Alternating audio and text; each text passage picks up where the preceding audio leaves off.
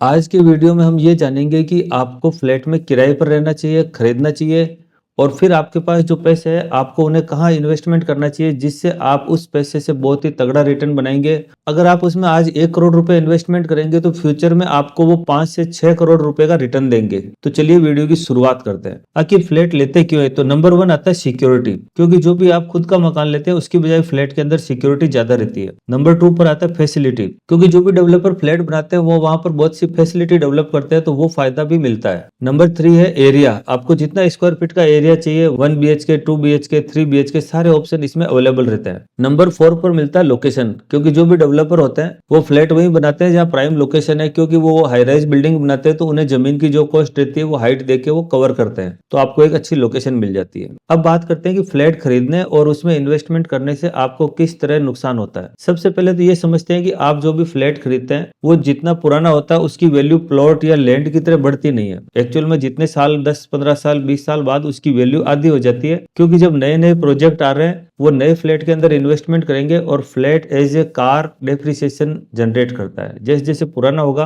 उसकी वैल्यू बढ़ेगी नहीं, वो घटती जाएगी। बात करते हैं कि अगर आपके पास इन्वेस्टमेंट है और आप इसे इन्वेस्ट करना चाहिए तो आपको एक लैंड यानी कि प्लॉट खरीदना चाहिए। और अगर आपके पास पूरा पैसा नहीं है तो भी आप किस तरह जमीन खरीद के करोड़पति बन सकते हैं। ज्यादातर लोग क्या करते हैं कि जो भी फ्लैट लेते हैं उसे ये सोचते हैं कि इससे रेंट की इनकम आ जाएगी, लेकिन 1 करोड़ का जो फ्लैट है वो आपको महीने के 20,000 रुपए के हिसाब से मिल जाएगा और पूरे साल में 2 से 3% ज्यादा से ज्यादा रिटर्न ऑन इन्वेस्टमेंट मिलता है। फ्लैट जैसे जैसे पुराना होगा उसकी वैल्यू बढ़ती नहीं है, इसलिए अगर आप फ्लैट खरीदने का प्लान बना रहे हैं तो फ्लैट आपको लेना चाहिए रेंट पर, जिसमें आपके सारे पर्पस सॉल्व हो जाते हैं। जो हमने 5 पर्पस बताए वो सब आपको मिल जाते हैं। और जो आपका इन्वेस्टमेंट बचता है जिसे आप लोन लेकर खुद का कैपिटल, उसमें आपको जमीन खरीदनी चाहिए और लैंड खरीदनी चाहिए। वो किस तरह उसमें इन्वेस्टमेंट होगा वो मैं बताता हूँ आपको आगे। आप जब भी किसी जमीन को खरीदने के बारे में सोचते हैं तो आप ये देखिए कि वहाँ 20 साल पहले आपके आस पड़ोस में पूछिए कि वहाँ क्या रेट्स थी, तो आप जानकर शौक रह जाएंगे कि 20 साल पहले जो जमीन 10 लाख 8 लाख रुपए में मिल रही थी आज उसकी रेट 1 करोड़ से प्लस है। चाहे आप गांव में रहते हो, शहर में रहते हो, किसी भी लोकेशन पर हो, चाहे एग्रीकल्चर हो, रेजिडेंशियल हो, कॉमर्शियल हो, उसकी वैल्यू जिस तरह से बढ़ी है उसमें एक अच्छे रिटर्न बने हैं। क्योंकि जिन लोगों ने भी 20 साल पहले जमीन में इन्वेस्टमेंट किए 10 लाख 12 लाख जो भी, उसका 1 करोड़ से ज्यादा आज वैल्यू है। इससे कोई फर्क नहीं पड़ता कि आप गांव में रहते हैं, शहर में रहते हैं,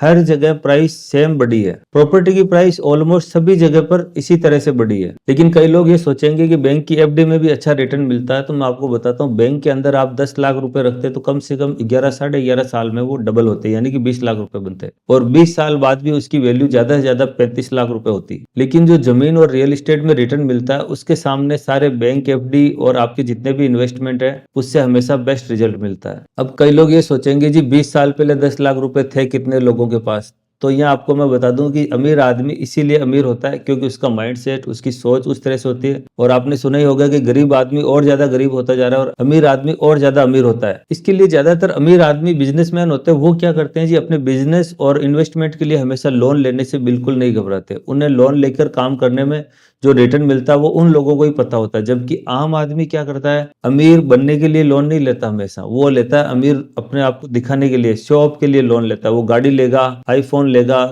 महंगे लग्जरी गुड्स लाएगा, वो केवल शो ऑफ, अमीर दिखने के चक्कर में वो और ज्यादा एक स्टेप और नीचे गरीब चला जाता है, क्योंकि वो इंटरेस्ट पे कर रहा है रिच दिखाने के लिए। इधर आप बात करेंगे अमीर आदमी, तो वो इन्वेस्टमेंट कर रहा है अपना अमीर बनने के लिए। तो यही मेन बेसिक फर्क रहता है, अमीर आदमी इसलिए अमीर बनता है और गरीब आदमी इसलिए गरीब बनता है। और इसी तरह ये वही लोग हैं जिन्होंने 20 साल पहले रियल एस्टेट में इन्वेस्टमेंट करा, चाहे लोन लेके करा, चाहे कहीं से पैसे अरेंज करके लिए, उनके आज 1 करोड़ बने। इन फ्यूचर भी वही लोग इसमें पैसा कमाएंगे जो आज इन्वेस्ट करेंगे, उन लोगों को ही अच्छे रिटर्न्स देखने को मिलेंगे। अब आपको मैं एक्सप्लेन करता हूँ कि किस तरह लोन लेकर भी जमीन से करोड़ों रुपए कमाए जा सकते हैं। और ये बात आपको ज्यादातर कोई नहीं बताएंगे, क्योंकि आपके आसपास सर्किल में जो भी लोग होंगे वो यही सोचेंगे कि लोन लेके कैसे करोड़पति बन सकते हैं, लोन से तो हर महीने ईएमआई आएगी, वैल्यू कम हो जाएगी। लेकिन कुछ इन्वेस्टमेंट ऐसे होते हैं जहाँ वैल्यू इतनी बढ़ती है कि उसके सामने इंटरेस्ट, बैंक का इंटरेस्ट कुछ भी नहीं है। लोन लेकर अगर आप कोई भी प्रॉपर्टी खरीदते हैं तो उसमें एक फायदा ये रहता है कि आपका इंटरेस्ट हर साल कम होता रहता है।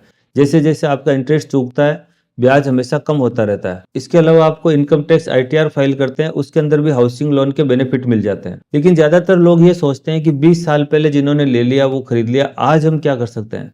लेकिन अगर आप आज भी इन्वेस्टमेंट करते हैं, सपोज कीजिए कि आपने कोई 1 करोड़ रुपए की प्रॉपर्टी ली और उसके अंदर आपने काफी लोन करवा लिया और कुछ पैसा आपका खुद का भी है, लेकिन अपन कैलकुलेशन करने के लिए पूरे कोई इंटरेस्ट पर मान लेते हैं कि आपने सारा पैसा ही इंटरेस्ट पर लिया। अगर आप आज भी 1 करोड़ रुपए का प्रॉपर्टी मार्केट में इन्वेस्टमेंट करते हैं और आप कुछ लोन लेते हैं, कुछ पैसा आपका खुद का है, अपन कैलकुलेशन करने के लिए सारे का ही इंटरेस्ट मान लेते हैं और इस इंटरेस्ट के हिसाब से 20 साल के हिसाब से आपकी किस्त पर मंथ आती है 88,000 पर मंथ। ये देखने में आपको एक बड़ी किस्त की अमाउंट लगेगी। 1 करोड़ 15 लाख रुपए इंटरेस्ट चुकाने के बाद आप ये सोचो कि 20 साल बाद क्या उस जमीन की कीमत केवल 2 करोड़ होगी? तो इसकी कीमत होगी 5 करोड़ रुपए से ज्यादा, क्योंकि 20 साल में जब आबादी बढ़ रही है, मिडिल क्लास की अर्निंग बढ़ रही है और जिस तरह से इंडिया की जीडीपी ग्रोथ कर रही है और देश आगे बढ़ रहा है, उस तरह से इसकी 5 करोड़ रुपए से भी ज्यादा इसकी वैल्यू होगी। यही वो सीक्रेट्स होते हैं जो अमीर आदमियों को पता होते हैं और उसी तरह से वो चलते हैं और उसी तरह से इन्वेस्ट करते हैं। जबकि गरीब और मिडिल क्लास आदमी क्या करता है, दिखाने के लिए महंगी गाड़ियां लेता है और शादियों में भी लाखों रुपए खर्च कर देते हैं। इसके अलावा ईएमआई पर वेकेशन में घूमने जाता है। रिच दिखने के लिए गरीब आदमी हमेशा